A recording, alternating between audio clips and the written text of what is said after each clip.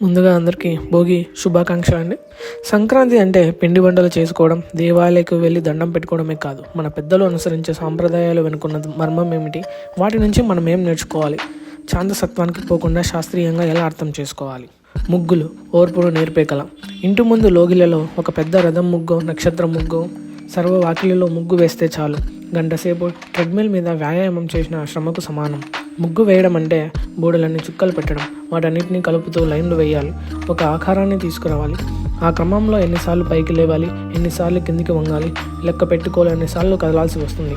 అందులోనే జారిపోయే కొంగను సరి చేసుకుంటూ, ముందుకు పడి జడను వెనక్కి వేసుకుంటూ ముగ్గు మీద ఏకాగ్రతను సాధించాలి. ముగ్గు ఇంటికి అలంకరణే కాదు, అదొక మానసికోల్లాసం. మనసుకు శరీరానికి ఓర్పును నేర్పును అందించే ఫజిల్ సాల్వింగ్ లాంటిది. భోగి మంటలు వ్యామోహానికి నిప్పు. మనుషుల మీదైనా వస్తువుల మీదైనా వెర్రి వ్యామోహం పనికిరాదు. కరడు కట్టిన అలాంటి కోరికలు ఏవైనా ఉంటే వాటిని వదిలించుకోవాలి. అప్పుడే జీవితం నిశ్చింతంగా ఉంటుంది. ఈ మాటలు ఊరికే చెబితే ఎవరు వినరు, భోగి మంటల రూపంలో చెబితే వింటారన్నది పెద్దల నమ్మకం. మన లోపల పాతుకుపోయిన పాతను వదిలించుకోవడానికి భోగి మంట ఉపకరిస్తుంది. ఒక పూల తోట మీదుగా గాలి వెళితే అది సుగంధభరితం అవుతుంది.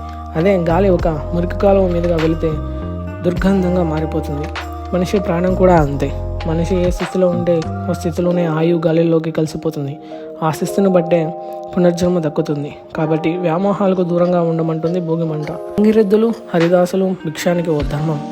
ఏ పని చేయకుండా బిచ్చం ఎత్తుకోవడం ధర్మం కాదు. గంగిరెద్దు వాళ్ళైనా హరిదాస్ అయినా ఏదో ఒక మంచి విషయాన్ని చెప్పే బిచ్చం ఎత్తుకుంటారు. గంగిరెద్దులు వాళ్ళైతే ఇల్లు కలవాళ్ళు ఏదిచ్చినా గంగిరెద్దు మీదే వేస్తాడు తప్ప చేతికి తీసుకోడు. పాత చీరలు ఇస్తే వాటినే తీసుకుంటారు. హరిదాసు కూడా ఏడాదికి ఒక్కసారి వచ్చే హరినామ కీర్తనలు పాడి గిన్నెడు బియ్యం తీసుకొని సంతృప్తిగా ఇంటికి వెళ్ళిపోతాడు. పండుగ పోయాక మళ్ళీ ఏ వీధిలో కనిపించాడు. హరిదాసు ఇంటికి ముందుకు వచ్చి గొబ్బెమ్మలు తొక్కితే మంచిదంటారు. గొబ్బెమ్మలు అసహ్యం నుంచి అద్భుతం. కృష్ణ భక్తురాలైన గోపెమ్మ అనే పేరు నుంచి పుట్టిందే గొబ్బెమ్మ.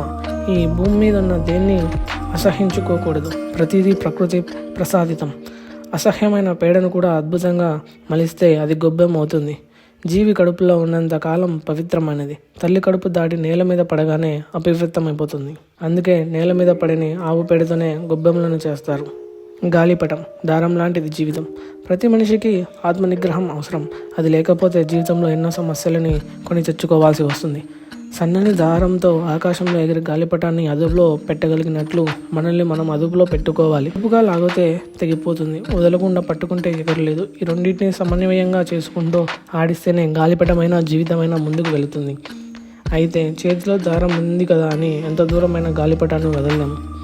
ఏదో ఒక సమయంలో మళ్ళీ చుట్టి గుప్పెట్లోకి తీసుకోవాల్సింది. ఆ గుప్పెడు అనేది భగవంతుడు లాంటిది.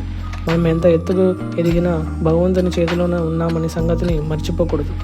గాలిపటానికి ఎన్ని రంగులున్నా, ఎంత పొడుగు తోక పెట్టుకున్నా, ఎవరింటి మీద వాడిన దారం చుట్టక తప్పదు. అదే సూత్రం మనిషికి వరిస్తుంది.